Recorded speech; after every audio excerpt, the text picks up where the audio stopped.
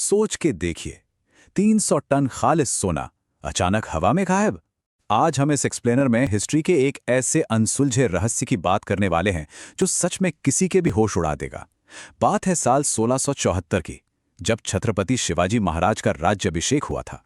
Historians बताते हैं कि उस वक्त रायगढ़ किले में कोई थोड़ा बहुत नहीं बल्कि पूरे 300 टन सोना और ढेरों हीरे जवाहरात थे। पर फिर ये सब गया कहाँ? चलिए इस रहस्य की एक एक परत को मिलकर खोलते हैं।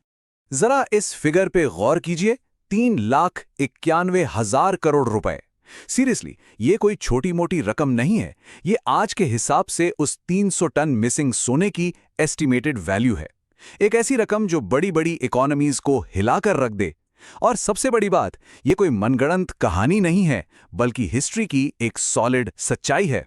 तो इस मिस्ट्री की जड़ तक पहुंचने के लिए सबसे पहले हमें यह समझना होगा कि आखिर शिवाजी महाराज ने वेल्थ का इतना बड़ा एम्पायर खड़ा कैसे किया था। देखिए, यह खजाना एक दिन में नहीं बना था। सूरत से लेकर दक्षिण भारत तक लगातार जो कैंपेन्स हुए, वहां से यह संपत्ति आई थी। जावली के चंद्रराव मोरे, श्रृंगारपुर के सूर्यराव सुर्वे, ऐसे कई राजाओं को हराकर उनकी पीढ़ियों की संपत्ति स्वराज्य में जोड़ी गई थी। राजापुर की ब्रिटिश कॉलोनी से फाइन वसूला गया और गोलकुंडा, बीजापुर जैसी सल्तनतों ने भी भारी रकम दी थी। इस खजाने के साइज का आइडिया लगाने के लिए हमें बस एक सिंपल चीज समझनी है, स्वर्ण मुद्रा। ये ठीक 3 ग्राम का एक सोने का सिक्का होता था। अगर सारे कैंपेन्स और ट्रेड को मिला लें तो टोटल वेल्थ 15 करोड़ स्वर्ण मुद्राओं से भी ज्यादा थी। पर अगर हम एक बिल्कुल कंजर्वेटिव एस्टिमेट भी लें, यानी सिर्फ 10 करोड़ सिक्कों की भी बात करें, तो इन 3 ग्राम के सिक्कों का टोटल वेट कैलकुलेट करने पर जो नंबर आता है वो है पूरे 300 टन सोना। लूट का ये स्केल सच में किसी का भी दिमाग सुन कर देने वाला था। सूरत के 2 कैंपेन से ही करीब 1.67 करोड़ मुद्राएं मिली थीं। लेकिन छत्रपति संभाजी महाराज के टाइम पर देखिए, सिर्फ बुरहानपुर कैंपेन से ही 4 करोड़ से ज्यादा मुद्राओं का धन मिला। पता है, ये इतना ज्यादा हैवी था कि मराठा फौज के लिए इसे लाना मुश्किल हो गया था। हिस्ट्री बताती है कि कुछ धन तो उन्हें मजबूरी में रास्ते में ही छोड़ना पड़ गया। बाद में कर्नाटक कैंपेन से 2 करोड़ मुद्राएं और आई थी। और अब बात करते हैं इस पूरे खजाने के क्राउन ज्वेल की। एक बेहद ही लाजवाब 32 मण यानी पूरे 1280 किलो शुद्ध सोने का बना हुआ सिंहासन रामाजी दत्तोजी चित्रे नाम के एक मास्टर कारीगर ने इसे बनाया था, जिसमें बेशकीमती हीरे मोती जड़े हुए थे। और ये बस सुनी सुनाई बात नहीं है। 1674 में राज्याभिषेक देखने आए ब्रिटिश ऑफिसर हेनरी ऑक्सिंडन ने खुद अपनी आंखों से इस ग्रैंड सिंहासन को देखा और अपनी डायरी में इसका जिक्र भी किया था। लेकिन हर कहानी में एक बुरा वक्त भी आता है।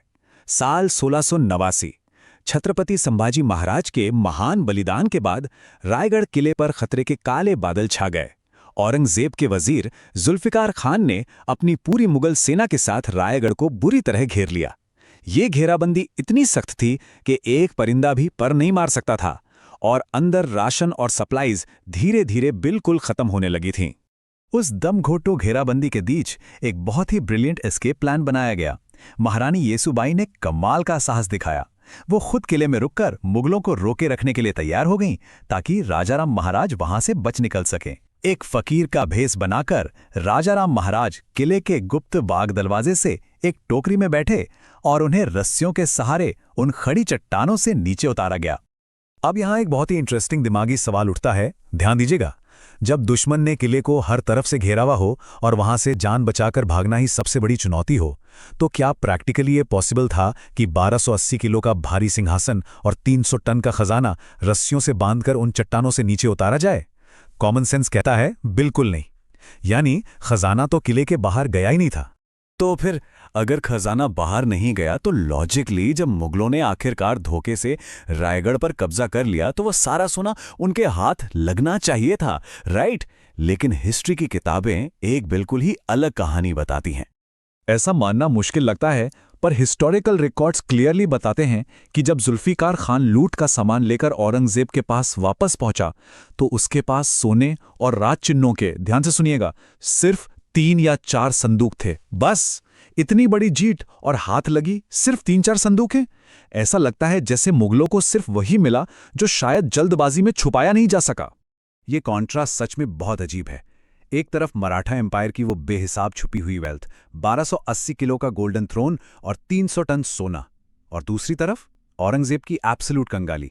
रायगढ़ जैसा अजय किला जीतने के बाद भी औरंगजेब इतना बैंकरप्ट हो चुका था कि आयरॉनिकल बात यह है, उसके पास अपने खुद के सोल्जर्स को सैलरी देने तक का पैसा नहीं बचा था। इस थियरी का सबसे बड़ा प्रूफ क्या है? वो है मुगल डॉक्यूमेंट्स का सन्नाटा। देखिए, मुगल लोग अपनी हर छोटी बड़ी जीत का बढ़ा चढ़ाकर रिकॉर्ड रखने के लिए जाने जाते थे। अगर उन्हें वो 1280 किलो का सिंहासन मिलता तो सोचिए औरंगजेब कितना ढिंडोरा पीटता। डॉक्यूमेंट्स में लिखा जाता कि शिवाजी का सिंहासन तोड़ दिया गया, पर इन रिकॉर्ड्स में इस सिंहासन का कोई जिक्र तक नहीं है। ये साइलेंस ही इस बात का ठोस प्रमाण है कि दरवाजा टूटने से पहले ही खजाना सक्सेसफुली छुपा दिया गया था। और यहीं से जन्म होता है उन सीक्रेट वॉल्ट्स और अंडरग्राउंड टनल्स की मिस्ट्रीज का। रायगढ़ कोई साधारण किला तो है नहीं, इसका हर एक पहाड़, हर एक घाटी आज भी राज छुपाती है।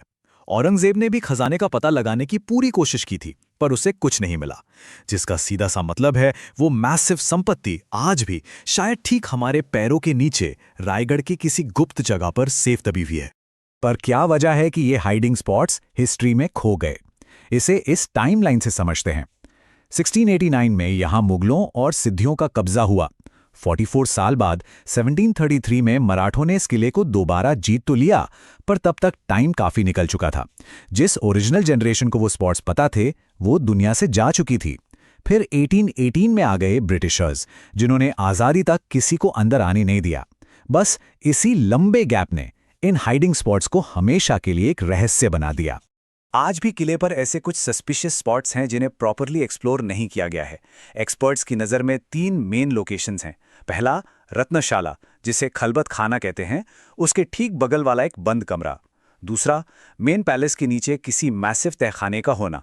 और तीसरा, सबसे बड़ा सस्पेक्ट, मेगाडंबरी कैनोपी के ठीक नीचे की टनल।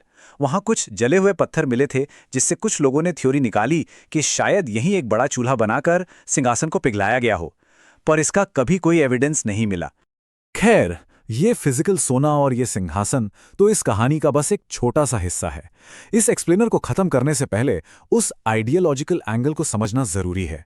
सोना चांदी तो दोबारा कमाए जा सकते थे, पर जरा सोचिए, उस दम घोटू घेराबंदी में अगर स्वराज्य का वो आइडिया ही मिट जाता तो सब कुछ एक झटके में खत्म हो जाता। और यही इस पूरी हिस्ट्री का सबसे सच्चा और सबसे बड़ा ट्रूथ है। भले ही वो भारी भरकम सोना किले में पीछे छूट गया हो, पर राजा राम महाराज अपने साथ स्वराज्य का वो इनडिस्ट्रक्टेबल आइडिया सक्सेसफुली बाहर ले जाने में कामयाब रहे। वही इस एम्पायर का असली और इटर्नल खजाना था। अब वो 300 टन सोना आज भी रायगढ़ की मिट्टी में दबा हुआ है, या हिस्ट्री के अंधेरों में हमेशा के लिए खो चुका है। ये एक ऐसी मिस्ट्री है जो सच में हमेशा सोचने पर मजबूर कर देती है। तो आप लोगों का इस पर क्या सोचना है?